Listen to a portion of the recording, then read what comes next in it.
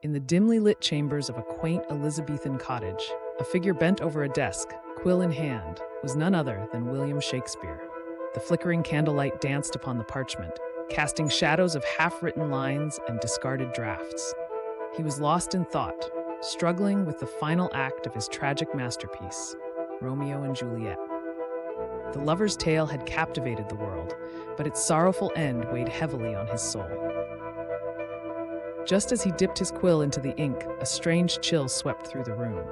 The candles flickered wildly, and the temperature plummeted. Shakespeare's heart raced as the air grew dense with an otherworldly presence.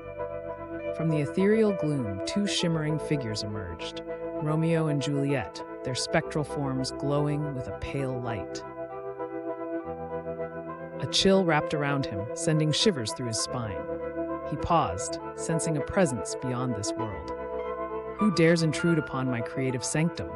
Shakespeare demanded, though his voice trembled with a mix of awe and apprehension. "It is we, Romeo and Juliet," said the ghostly Romeo, his voice like a soft breeze through ancient ruins. "We have come to request a change to our fate." Shakespeare's eyes widened. You are the very souls whose tragic end has haunted my quill." Juliet, her ghostly visage both sorrowful and serene, spoke next. "Our story is known to the world for its heartache and passion. Yet we desire something more, something that only you can grant."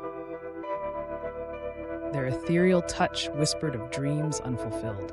Love triumphing over sorrow danced around them, beckoning him closer to their plight. "What is it that you seek?" Shakespeare asked, curiosity and trepidation mingling in his tone.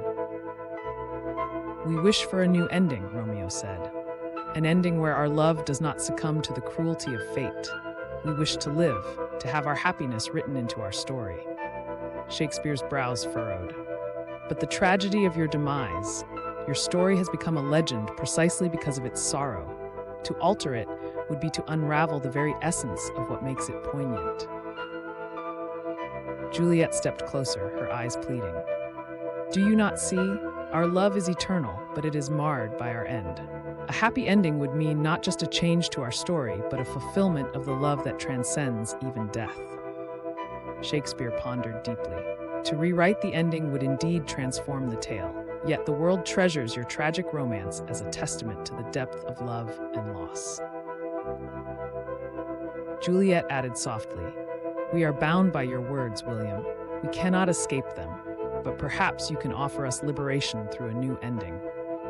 Shakespeare, deeply moved by their plea, felt the weight of their request upon his shoulders.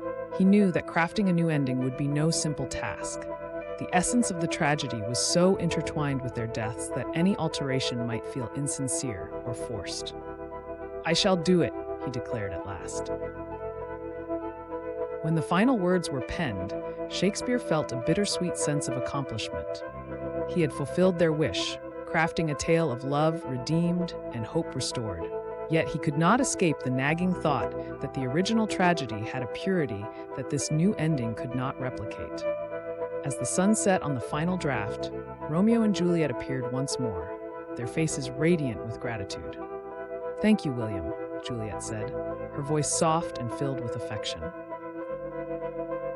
Shakespeare nodded, a mixture of satisfaction and melancholy in his heart. "May your love live on, in both the legend of your sacrifice and the hope of your new beginning."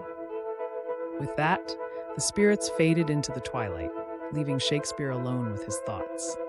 He knew that their story would now be remembered in two forms, one as a timeless tragedy and the other as a testament to enduring hope.